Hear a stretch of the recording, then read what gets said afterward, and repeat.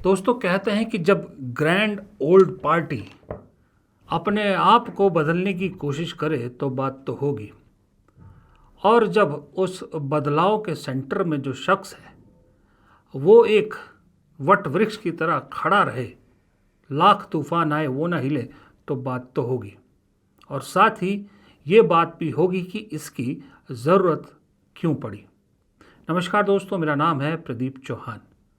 आज रविवार की इस विशेष वार्ता में हम इन्हीं मुद्दों पर कुछ विश्लेषण करना चाहेंगे, किसी खास शख्सियत से बात करना चाहेंगे कि जो हम सुन रहे हैं, जो देख रहे हैं कि कांग्रेस बदल रही है, ये आखिरकार कैसे बदल रही है और इस बदलाव की ज़रूरत क्यों पड़ी। और सबसे इम्पोर्टेंट कि इस बदलाव को करने वाला जो इंसान है, ये जो शख्सियत है जिसका नाम राहुल गांधी है, वो राहुल गांधी की पॉलिटिक्स क्या है और राहुल गांधी असल में हैं क्या। क्या जो दिखते हैं वही राहुल गांधी है या जो नहीं दिखते हैं वो असल राहुल गांधी है। अब इस सब की बातचीत के लिए कोई ऐसा ही शख्स चाहिए था जो राहुल गांधी को बहुत नज़दीकी से जानता हो, यानी राहुल गांधी के नज़दीकी सर्कल का आदमी हो, इंटेलेक्चुअल सर्कल के आदमी का किसी का होना ज़रूरी था। तो इसलिए आज हमने अपने मंच पर इनवाइट किया है अनुपम को। अनुपम युवा हैं, नई कांग्रेस का चेहरा है। एक तरह से आप मान लीजिए कि नई कांग्रेस कैसी है, युवाओं को जो मौका मिल रहा है उसकी पहचान है। बिहार जैसे राज्य से आते हैं, नॉन पॉलिटिकल बैकग्राउंड से आने के बाद राहुल गांधी की सोच से प्रभावित होकर कांग्रेस ज्वाइन की है। राहुल गांधी के आलोचक भी रहे हैं। उस आलोचना का खामियाजा भी भुगतना पड़ा कि टिकट मिली विधानसभा चुनाव की, लेकिन ऐन मौके पर काट दी गई।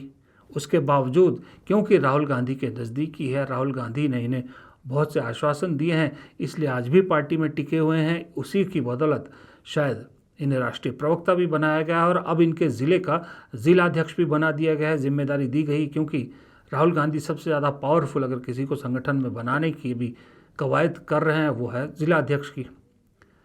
तो इन सब मुद्दों पर पार्टी की सोच और राहुल गांधी की सोच क्या है, ये जानने के लिए आज हमारे साथ अनुपम जुड़ेंगे। तो दोस्तों, जैसा कि आप देख सकते हैं कि अनुपम जी हमारे साथ जुड़ गए हैं, स्क्रीन पर आपके सामने है। अनुपम जी, सबसे पहले तो पहली बार हमारे इस चैनल पर, हमारे इस प्लेटफॉर्म पे आपका बहुत बहुत स्वागत है। बहुत बहुत दूसरा, धन्यवाद Pradeep ji, thank you so much. जी जी जी। दूसरा सीधा सवाल आपसे ये पूछूंगा, क्योंकि जिस टॉपिक पे आज हम आपसे मुलाकात कर रहे हैं आप उसको रिप्रेजेंट करते हैं, दैट इज कि कांग्रेस में जो न्यू जनरेशन, यंग जनरेशन, या आप कहें कि जो अगली पीढ़ी कांग्रेस को अब आगे ले जाने की जिम्मेदारी जो शुरू की है। सबसे पहले मैं आपके राज्य पे आना चाहूंगा फिलहाल, क्योंकि लोग ये जरूर जानना चाहेंगे कि 6 महीने पहले तक, 7 महीने पहले तक जब बिहार में चुनाव थे तो कांग्रेस की बड़ी चर्चा हो रही थी, लेकिन अचानक से कांग्रेस का बिहार से कुछ खबर नहीं आ रही। बिहार में क्या हो रहा है किसी को कुछ मालूम नहीं। पहला, सबसे पहला सवाल तो जाहिर सी बात है, दर्शक यही जानना चाहेंगे कि बिहार में कांग्रेस क्या रुक गई है या बिहार में कांग्रेस ने सफर जारी रखा हो। देखिए, चर्चा का जहां तक सवाल है प्रदीप जी, ये बहुत सामान्य बात है कि चुनावी राज्यों की चर्चा ज्यादा होती है, और जब जिस राज्य में चुनाव हो उसको लेकर देश भर में और उस राज्य में भी चर्चा ज्यादा होती है।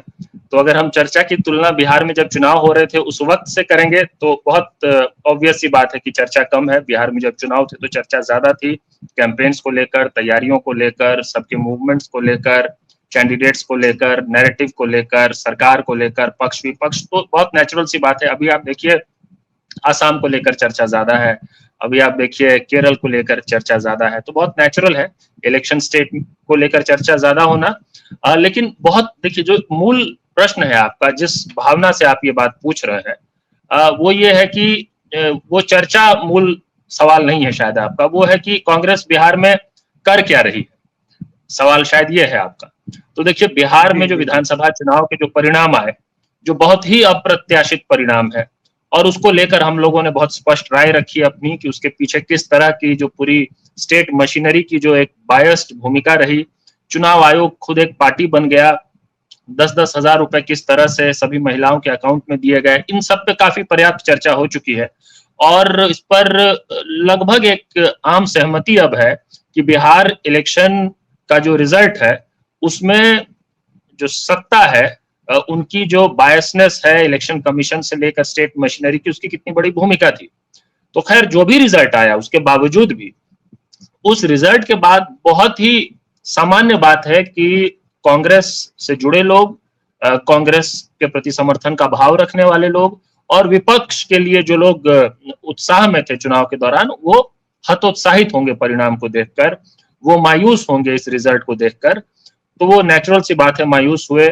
मेरे जैसे लोग भी मायूस हुए, हम लोग जो बिल्कुल हीट ऑफ द एक्शन में थे, कैंपेन के बिल्कुल सेंटर में इन्वॉल्व थे, हम मायूस हुए। लेकिन उस मायूसी से और वो जो एक मायने में इलेक्शन रिजल्ट्स की जो, अगर उसको तबाही कहें हम, बर्बादी कहें, तो उस बर्बादी में से भी उम्मीद की किरण है।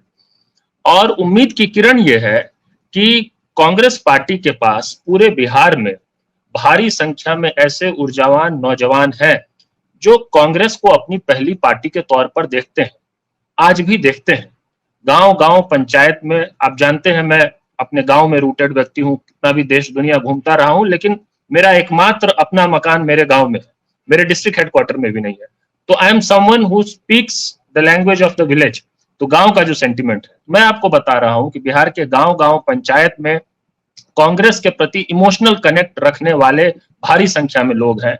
और युवाओं का एक बड़ा वर्ग है जो पिछले कुछ समय में खास तौर पे बेरोजगारी, महंगाई, पलायन जैसे मुद्दे को लेकर बिहार में भाजपा एनडीए से त्रस्त हुआ है और वो कांग्रेस की तरफ, राहुल गांधी की तरफ मुड़ा है।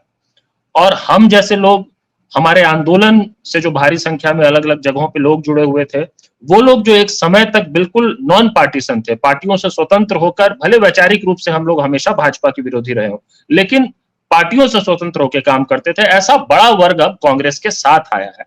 तो ये एक पॉजिटिव होप है।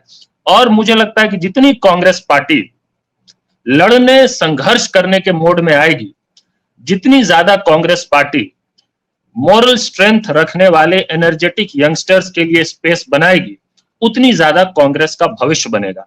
और जब हम कांग्रेस के भविष्य की बात करते हैं, नए तरह जी अनुपम भाई, अगला सवाल मेरा यही था, मैं थोड़ा सवाल बोला जी क्योंकि फिर आप इसी बात को कंटिन्यू रखिएगा। जी क्योंकि बिहार मैंने इसलिए पूछा कि आप बिहार से आते हैं, बिहार की कोई खबर नहीं मिल रही थी, तो इसलिए मैंने शुरुआत उससे की। लेकिन मेन मुद्दा मेरा दूसरा है, आपको मालूम है आज का कि हम देख रहे हैं और लगातार चर्चा हो रही है कि कांग्रेस बदल रही है, बदल रही है। एक टर्म यूज हो रही है कि सोनिया कांग्रेस से अब राहुल कांग्रेस बन गई है, और इफेक्ट दिख रहा है, नो डाउट। आपका टिकट डिस्ट्रीब्यूशन हो, आपके पदाधिकारी हो, जिम्मेदारियां हो, सड़क पे हो, संसद में हो, सब जगह असर दिख रहा है। ये अगर आप हमें समझा सके कि कांग्रेस में असल बदलाव क्या हो रहा है, क्या सिर्फ चेहरे बदले जा रहे हैं, या विचारधारा के लेवल पे या किसी और लेवल पे भी बदलाव से गुजर रही है कांग्रेस? तो अगर गुजर रही है तो बदलाव है क्या? देखिए, मुझे लगता है कि विचारधारा के स्तर पे तो 1885 से लेकर आज तक कांग्रेस की एक बहुत स्थायी और बहुत स्पष्ट विचारधारा रही है। और कांग्रेस की ही विचारधारा है जो असल में भारत या भारतीय उपमहाद्वीप की विचारधारा रही है। पूरा जो आइडिया ऑफ इंडिया बिल्ड हुआ, शेप लिया है, वो असल में उसके केंद्र में कांग्रेस का मूवमेंट और कांग्रेस पार्टी रही है। इंडिपेंडेंट इंडिया में जितने डेमोक्रेटिक इंस्टीट्यूशंस, डेमोक्रेटिक प्रोसेसेस और डेमोक्रेटिक स्पिरिट बना और हम दुनिया के सबसे बड़े और सफल लोकतंत्र बन पाए, उसके केंद्र में कांग्रेस पार्टी रही है। कांग्रेस पार्टी ने, पंडित नेहरू ने इस देश को लोकतंत्र का प्रशिक्षण दिया है, मैं बड़ी जिम्मेदारी से कह सकता हूं, प्रशिक्षण दिया है, तैयार किया है। कांग्रेस पार्टी ने इस देश के लोगों को, जो सैकड़ों हजारों सालों से खुद को प्रजा मानते थे, उनको 1947 के बाद प्रजा से नागरिक बनाया है। प्रजा और नागरिक का एक बहुत मूलभूत फर्क है। नागरिकों के पास अधिकार होता है, प्रजा के सिर्फ कर्तव्य होते हैं। कांग्रेस ने अधिकार देने का काम किया है। और जब आप देखेंगे कि कांग्रेस ने कितने तरह के अधिकार दिए हैं, सूचना का अधिकार हो, काम का अधिकार हो, वोट का अधिकार हो, लंबी लिस्ट है, उसमें मैं नहीं जा रहा हूं। तो कांग्रेस ने हमें प्रजा से नागरिक बनाया, कांग्रेस ने इस देश के डेमोक्रेटिक इंस्टीट्यूशंस को स्थापित किया, और कांग्रेस ने उस मूलभूत संरचना को स्थापित किया जिसके आधार पे आज हम विकसित भारत जैसे जुमले दे पा रहे हैं। विकसित भारत, आत्मनिर्भर भारत, ये जितनी जुमलेबाजी आज हो रही है, उसका कुछ फाउंडेशन होगा ना। कितने इंस्टीट्यूशंस होंगे जिनको बिल्ड किया गया, वो जो बेसिक इंफ्रास्ट्रक्चर रहा है, वो कांग्रेस ने स्थापित किया है। तो कांग्रेस इस देश की आत्मा है एक मायने में। और कांग्रेस का बदलना, आपका जो सवाल है, तो अगर हम कांग्रेस को बदलने की जरूरत नहीं है, कांग्रेस को रिवाइव करने की जरूरत है। हम कुछ नया बनने की जरूरत ही नहीं है। हम अगर आजादी के आंदोलन वाली कांग्रेस का जो स्पिरिट था उसको दोबारा से आज की कांग्रेस जो बॉडी है उसमें फिर से ले आए, तो कहने को अभी की तुलना में आप उसको बदलना कह सकते हैं। मैं तो उसको बैक टू रूट्स जाना कह रहा हूं। मैं तो कह रहा हूं कि कांग्रेस को खुद को आइडेंटिफाई करने की जरूरत है आज के कांग्रेस को, और वो आइडेंटिफाई करके वापस अपनी जड़ों में, वापस अपने इतिहास में अगर चले जाए, तो जिसको आप नई कांग्रेस कह रहे हो, असल में नई कांग्रेस नहीं है। जो पुरानी कांग्रेस थी वही नई कांग्रेस है। पुरानी कांग्रेस को हम फिर से खड़ा कर देंगे तो नई कांग्रेस तैयार हो जाएगी, उसकी कोशिश हो रही है। और मैं एक छोटे से उदाहरण के साथ देता हूं, ये मैंने पब्लिकली आज तक शेयर नहीं किया कहीं पे, आपसे बातचीत में मैं कह रहा हूं। जब मैं कांग्रेस पार्टी ज्वाइन करने वाला था तो उससे पहले राहुल जी से जब बातचीत और ये सब हो रही थी, तो उसके क्रम में कभी ऐसा हुआ कि ये बात हुई कि कांग्रेस जो है ना, कांग्रेस एक होमोजीनस यूनिट नहीं है, unlike any other party. For example BJP हो या रीजनल पार्टीज हो, ये सब होमोजीनस एंटिटी है, एक ब्लॉक है। कांग्रेस के अंदर कई सारी पार्टियां हैं, मतलब कई अलग तरह के समूह, अलग अलग समूह है जिसकी अलग अलग थोड़ी संस्कृति है, उसके अंदर भी डाइवर्सिटी है एक मायने में। तो हो सकता है कि उसी कांग्रेस के अंदर बिल्कुल आदर्शवादी लोगों का भी समूह हो, और हो सकता है कि उसी कांग्रेस के अंदर बिल्कुल तिकड़मबाज लोगों का भी समूह हो। हर तरह का समूह हो सकता है। तो हमारे मन में यह प्रश्न आया कि ठीक है, अलग अलग तरह की पार्टियां हैं कांग्रेस में, तो क्या स्वतंत्रता आंदोलन वाली कांग्रेस अभी है कि नहीं, वो पार्टी है या नहीं। और तब हम लोगों की बातचीत में ऐसा ये आया कि राहुल जी ने कहा कि वो है, एक बबल की इतनी है। हमने कहा आप उस पार्टी में है ना, आजादी के आंदोलन वाली कांग्रेस में। उन्होंने कहा कि हाँ मैं उसी में हूं। और हमने कहा, मेरे साथियों ने कहा कि हम लोग उसी स्वतंत्रता आंदोलन वाली जो कांग्रेस है, कांग्रेस के अंदर जो कई सारी कांग्रेस है, उसको ज्वाइन करेंगे, उसमें शामिल होंगे, और फिर कोशिश करेंगे कि ये जो जिसको आप नई कांग्रेस कह रहे हैं, मैं नई नहीं कह रहा हूं, मैं उसको पुरानी कांग्रेस में वापस जाना कह रहा हूं, वो फिर से हम निर्माण करने की कोशिश करेंगे। वो स्पिरिट एक बार आ गया अगर, तो अपने आप कांग्रेस हमेशा से लड़ाकू रही है। कांग्रेस ने अंग्रेजों को खदेड़ के भगाया, कांग्रेस ने कई मौकों पे कितनी लड़ाइयां लड़ी है। कांग्रेस असल में आंदोलन हुआ करती थी, बीच में एक समय ऐसा आया कि पार्टी अलग और आंदोलन अलग हो गया। हम एक सेल्फ क्रिटिसिज्म के तौर पे ये बात कह सकते हैं।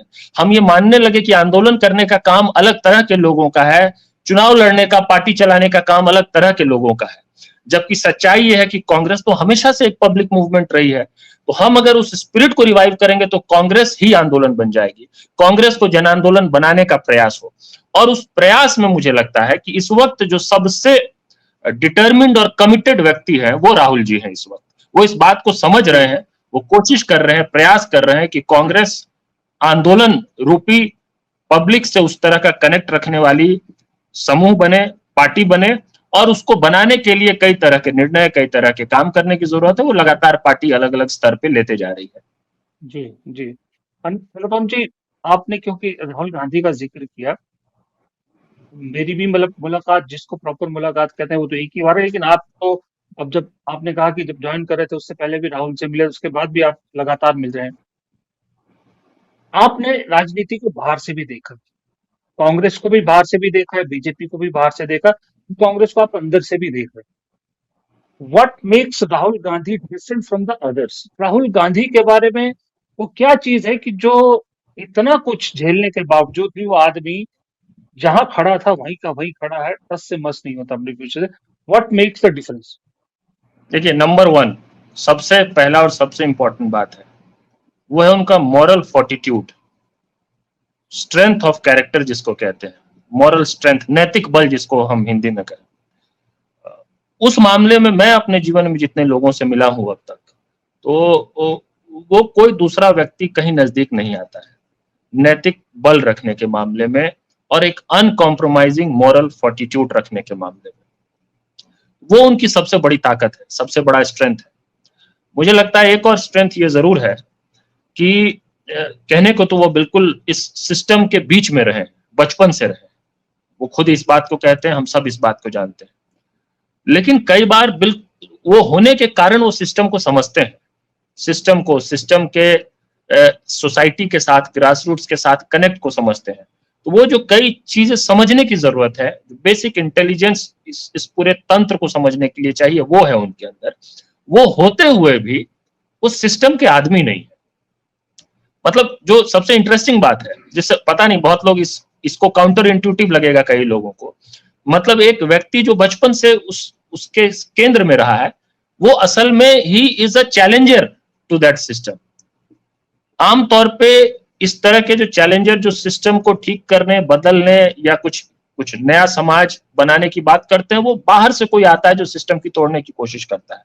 राहुल जी ने सब कुछ देखा है, शुरू से देखा समझा, जानते हुए भी जो कई तरह के लोभ लालच आमतौर पे राजनीतिज्ञों में होता है, जिसमें जिसमें सत्ता की लालसा हो, जिसमें पावर पाने के लिए हर मीन्स को जायज मान लेना होता है कई बार, और ये बहुत सामान्य है। हर राजनीतिक दल के हर नेता को ये लगता है कि भाई, मतलब अगर मुझे कुछ ये गड़बड़ काम करके मैं सरकार में आ जाऊंगा, मैं विधायक सांसद बन जाऊंगा, मैं मंत्री बन जाऊंगा, तो बनने के बाद ठीक कर लूंगा। ये जो कहते हैं ना, एंड जस्टिफाइज द मीन्स, तो ही समवन जो इस बात को नहीं मानते, उस मायने में ही इज क्वाइट लाइक गांधी, जो जो जिसको कहे कि साधन की जो पवित्रता है, कि आप किसी लक्ष्य तक पहुंचने का जो माध्यम आपका है, वो माध्यम और वो तरीका सही रहे, वो भी उतना ही महत्वपूर्ण है जितना कि लक्ष्य तक पहुंचना। तो महात्मा गांधी चौरी चौरा में पुलिस थाने में आग लगाने की घटना के बाद इतने बड़े आंदोलन को वापस ले लेते हैं। ऐसे समय में वापस ले लेते हैं जब बड़े वर्ग को लग रहा था कि ये तो अंग्रेजों को हम भगा देते, और ये गांधी ने आंदोलन वापस ले लिया, क्योंकि उनका मानना था कि नहीं, हिंसा से तो समाधान नहीं होगा। तो ये इस तरह की सोच समझ और उसको अपने व्यवहार में लाने की क्षमता बहुत कम लोगों में होती है। मुझे लगता है कि ये कुछ बेसिक क्वालिटीज उनमें है जिनसे मेरे जैसे लोग आकर्षित हुए, और इस कारण से इस तरह। अनुपम जी एक चीज बताइए। आपने एक बड़ी अच्छी बात बोली अभी कि गांधी और उसका बात की। राहुल गांधी बेसिकली नेहरूइन है कि गांधीयन की सोच वाले ज्यादा है? देखिए, मतलब ये कठिन सवाल है, क्योंकि भाई जितना आप बिल्कुल। समझ पाए, जो आप समझ पाए मैं हैं। नहीं नहीं मैं जितना समझता हूँ, उनमें कई मायनों में कई अलग अलग लोगों के जीवन के जो हिस्से हैं वो उनके जीवन में भी परिलक्षित होते हैं। तो सीधे तौर पे सिर्फ गांधीयन कह देना, या सीधे तौर पे सिर्फ नेहरूवियन कह देना, या अम्बेडकराइट कह देना, या बिल्कुल भगत सिंह के स्पिरिट का कह देना, वो शायद उचित नहीं होगा, न्याय नहीं होगा, मुझे लगता है। और मुझे लगता है कि ये कहना भी नहीं चाहिए आज के समय में। इस वक्त राहुल जी हमारे बीच एक बड़ी लड़ाई, बड़े संघर्ष को लीड कर रहे हैं, और बातचीत में हम जरूर तुलनात्मक दृष्टि से, एग्जाम्पल देने के लिए मैंने चौरी चौरा का उदाहरण देते हुए कह दिया कि ये बेसिक क्वालिटी उनमें है। लेकिन हम लोगों को बचना चाहिए, वर्तमान दौर के हमारे जो लीडर्स हैं, उनकी सीधी तुलना बिल्कुल जो हमारे जो जो महानायक रहे हैं, जिन्होंने आजादी दिलाई, उनसे करने से। तो मैं अभी उसमें नहीं जाऊंगा बिल्कुल उस ढंग से, लेकिन एज एन इंडिविजुअल जो आपने मुझसे पूछा कि क्या क्या बेसिक क्वालिटीज हैं जिस कारण से राहुल गांधी इज राहुल गांधी, तो जितना मुझे समझ में आया उसमें थोड़ा बहुत मैंने शेयर किया। अलग अलग मौकों पे, अलग अलग जगहों पे अलग अलग बातें भी मैंने शेयर किया है उस ढंग से। लेकिन मैं अभी इसमें नहीं जाना चाहूंगा कि वो एग्जैक्टली किस लाइन पे है। आप इस चीज को एग्री करते हैं या डिसएग्री करते हैं कि जो एक बात कही जा रही, जो इस वक्त देश की पॉलिटिक्स को जिस तरफ ले जाने की कोशिश की जा रही है, खास करके डिलिमिटेशन वगैरह या हिंदू मुसलमान कर लो, उसमें आप वर्ल्ड पॉलिटिक्स सिनारियो देखिए जहां पर वॉर की टेंशन है, सब कुछ है। ऐसे में राहुल गांधी जो लीडर ऑफ अपोजिशन है, या जिसको आप फ्यूचर के तौर पे देख रहे हैं कि एक दिन देश को लीड करेंगे, रिस्पॉन्सिबिलिटी राहुल गांधी की ज्यादा बढ़ जाती है या ज्यादा बढ़ गई है? बिल्कुल बिल्कुल, बहुत ज्यादा बढ़ जाती है। और इसलिए भी बढ़ जाती है प्रदीप जी, कि जैसे आपने कहा कि Rahul ji leader of opposition है, मेरी नजर में मैं ये मानता हूं कि ये तो एक, चलिए, कॉन्स्टिट्यूशनल पोजीशन है, विपक्ष के वो नेता है, लेकिन इन प्रैक्टिस, व्यवहार के तौर पर, वो सिर्फ विपक्ष के नेता भर नहीं है। वो इस देश में जितनी भी परिवर्तनकारी ऊर्जा है, ऐसे समूह, ऐसे लोग जो किसी भी दल में नहीं है, ऐसे लोग जो कांग्रेस के आलोचक हो सकते हैं आज के समय में भी, लेकिन जो चाहते हैं कि भाजपा की विभाजनकारी राजनीति से, मोदी अमित शाह की पॉलिटिक्स से देश को छुटकारा मिले, उन सब के वो लीडर है। ये बोलने वाली सिर्फ बात नहीं है। मैं ऐसे मूवमेंट ग्रुप्स को जानता हूं, मैं सिविल सोसाइटी ग्रुप्स को जानता हूं, मैं कई एक्टिविस्ट के समूहों को जानता हूं, जिनके लिए जो कांग्रेस की आलोचना आज भी करते हैं, और मैं उसके लिए उनकी आलोचना नहीं कर रहा हूं, वाजिब आलोचना हो सकती है, तो वो विपक्ष की पार्टियों के साथ नहीं है, लेकिन राहुल गांधी को वो अपना लीडर मानते हैं। तो Rahul Gandhi is not just the leader of opposition, he is actually the leader of all forces who want to bring a change in the country. तो इस नाते उनकी जिम्मेदारी और ज्यादा बढ़ जाती है, जिसको मेरा मानना है कि वो बखूबी निभा रहे हैं। वो सिर्फ दल तक सीमित ना होके उन सब की बातों को आर्टिकुलेट करने की कोशिश कर रहे हैं। ग्लोबल जो सिनेरियो है, जो जियो पॉलिटिकल सिचुएशन पिछले कुछ समय से दुनिया भर में बने हैं, उसकी उनमें बहुत बहुत ही अच्छी अंडरस्टैंडिंग है। ये कहने की जरूरत नहीं है, ये हम सब देखते हैं उनकी बातों से, उनके कई प्रिडिक्शन से, जो बाद में सही समय पर आकर सही साबित हो जाते हैं। तो उनको एक ग्लोबल जियो पॉलिटिकल सिचुएशन की अच्छी अंडरस्टैंडिंग है, देश की पॉलिटिक्स की अच्छी अंडरस्टैंडिंग है, देश की सोसाइटी की अच्छी अंडरस्टैंडिंग है। तो एक लीडर जिसमें वो सारा पैकेज है एक मायने में, तो वो नेचुरली वो जब फैसले लेगा कल को हमारे देश के लिए, तो वो फैसला कभी भी डिस्कनेक्टेड नहीं होगा किसी important aspect. So he is someone who understands all aspects of the game. वो समझते हुए वो फैसला लेंगे। जी अनुभव जी, आपके पास वक्त की कमी है, बस लास्ट सवाल वापस टॉपिक पे आ गई थी ना, कि आपने एक बहुत अच्छी बात बोली कि Rahul Gandhi is not a leader of opposition only. जितने भी सरकार से सवाल पूछना चाहते हैं सबके नेता हैं। ऐसे में आपने एक बात पहले बोली थी कि Congress is going back to roots. अब हम कह रहे हैं कि कांग्रेस बदल रही है, आप कह रहे हैं बैक टू रूट्स। अब सवाल सिर्फ ये बचता है, क्योंकि आपके वक्त की कमी, की इसकी जरूरत क्यों महसूस हुई कि बैक टू रूट्स जाना ही पड़ेगा? देखिए, मुझे लगता है कि जब हम कांग्रेस के कॉन्टेक्स्ट में बैक टू रूट्स की बात करते हैं, तो कांग्रेस ही नहीं, किसी भी राजनीतिक दल को आइडियली उस कांग्रेस जैसा बनने की कोशिश करनी चाहिए जिसको हम रूट्स कह रहे हैं असल में। मतलब जैसे एक ऐड होता था ना प्रदीप जी, एक आमिर खान एक ऐड करते थे, ठंडा मतलब कोका कोला। तो मैं कई बार अपने दोस्तों के साथ हंसी मजाक में कहता हूं कि बाकी पार्टियां तो बहुत हैं, कोई जाटों की पार्टी है, कोई दलितों की पार्टी है, कोई मुसलमान की पार्टी है, कोई हिंदुओं की पार्टी है, कोई यादवों की पार्टी है, ये सब है। इस देश में एक ही राजनीतिक दल है जिसको समाज के हर वर्ग का वोट चाहिए, जिसको हिंदुओं का भी चाहिए, मुसलमानों का भी चाहिए, सिख का भी चाहिए, ईसाई का भी चाहिए, ब्राह्मण का भी चाहिए, दलित का भी चाहिए। तो कांग्रेस के सक्सेस में ये अंतर्निहित है, इम्प्लिसिट है, कि सामाजिक सद्भाव होगा, सोसाइटी साथ में चलेगी।